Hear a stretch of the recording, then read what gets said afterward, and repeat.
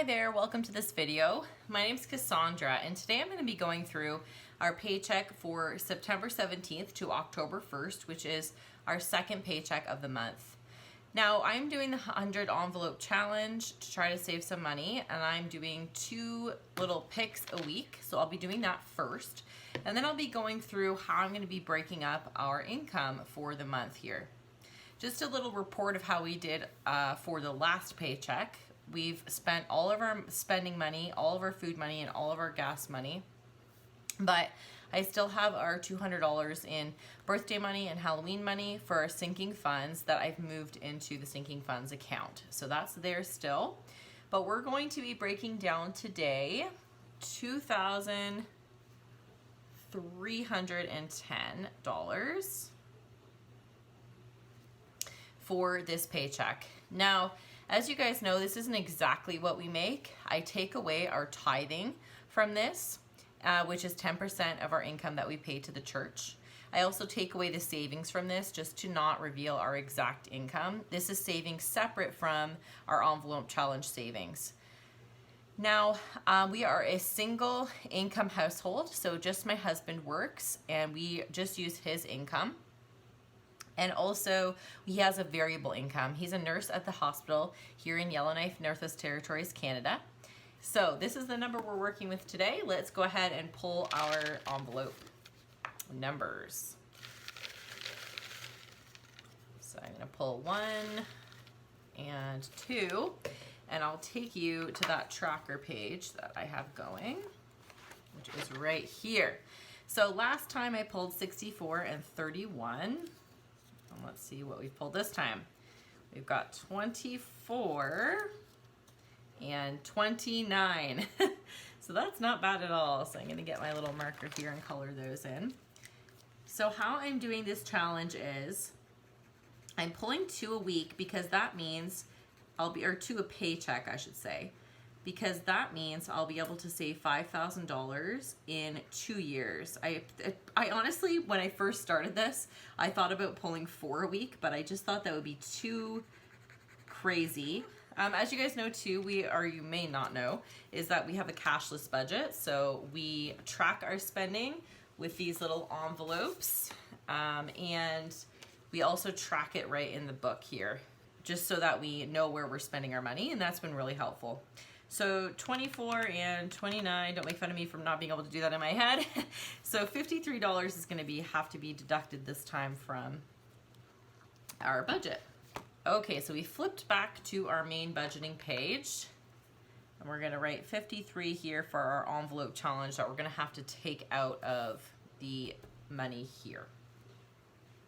So let's go ahead and get started. What I do, by the way, if you didn't see my last video, is I take our monthly expenses, and of course I never know exactly how much money we're going to make, so I just kind of guesstimate on some of them. For example, food is always a guesstimation because sometimes it's more, sometimes it's less. That's kind of the last thing that I do that I fill up there, so that is variable. And occasionally spending will be variable. But what I do is I just take our monthly bills and I cut them in half because we get paid usually twice a month. If there's a third paycheck like in October, then that's just going to be some extra money and maybe a little bit of extra spending, stuff like that. And then, so I cut all these in half and leave them in our bank and pay them when they're due. And then with the sinking funds, I have a separate account where I put the sinking funds money in, and that's just like holidays, insurance, things that aren't regular bills every month. So our rent every month is $2,100, so I'm going to split that in half. That will be due this pay period.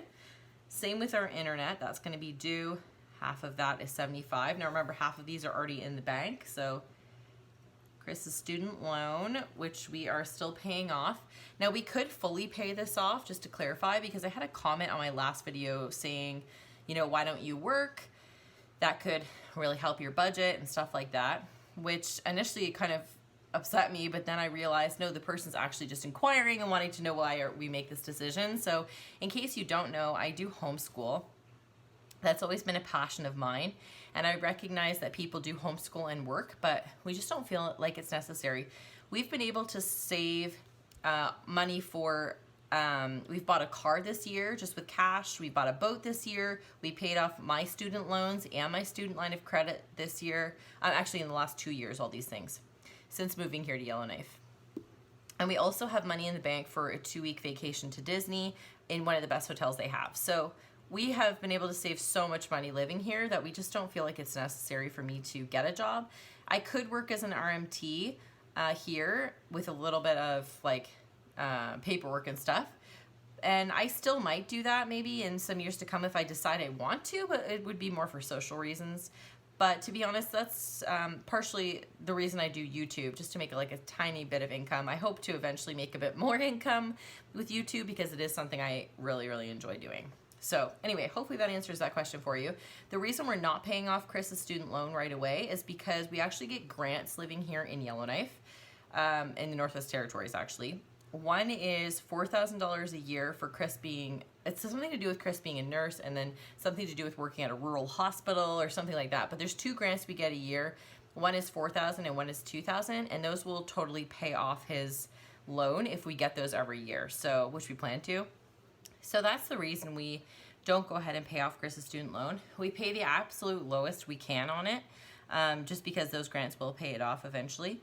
Now, I think this will be decreasing soon since we did just receive the $4,000 one, and we'll be receiving the $2,000 one and hopefully soon. So anyway, this number might go down a little bit. So then we've got fast offering. This is just something we pay to our church to help people in need. It goes directly to people in need. Then people's donations with this go directly to people in our area. And if there's no one in need in our area, then it goes to our stake and so on and so forth. So it'll go to someone in need eventually. So anyway, we fast for 2 meals or 24 hours without drinking or food every month, and then we donate a fast offering. So Chris's phone, half of that will be $35. Same with my phone. We're on the same phone plan. We've got electric bill. Now it's, okay, so I screwed up my phone bill.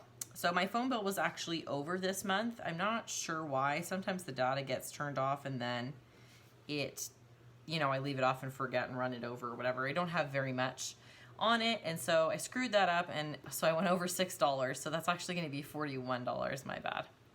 So the electric bill is usually about $200. I don't know exactly what it is going to be, so I'll just budget $100. If I need to pull from somewhere else to pay some extra on that, that's fine. We have been running our air conditioner still, so yeah, that's probably gonna maybe be a little bit more than that. So these are all things that can be variable. So we'll start with car. I'm gonna do $100 for 2 weeks. This includes gas and maintenance. If there's any left over, I'll put it in a fund for maintenance for our car, especially for the winter. You know, if we need whatever, tows or boosts or anything like that, we like to have a bit of money in there. Our car is pretty new, so we haven't needed to really do anything to it yet, but you know, you never know. I like to have some money set aside. So then I've got spending. I just realized I screwed up last month because the money that I used was actually for general conference, which I have budgeted for my sinking funds, which I forgot about. I forgot to take that out of the sinking funds. So I'm gonna have to add that down here.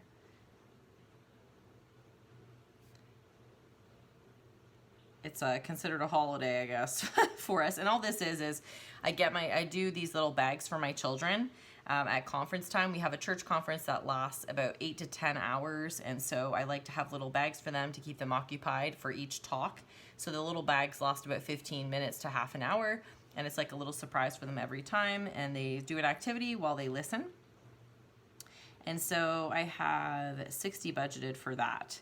So the sinking funds savings this time will be, it was supposed to be 186, but we'll take away that 60 from it, and I'll be able to put 126 in the savings account for sinking funds that may come up in the future that are bigger, like insurance and stuff like that. Okay, so then I've got, Chris has to buy a battery for his new trolling motor. So let me just total this up and see how much I have left over so far.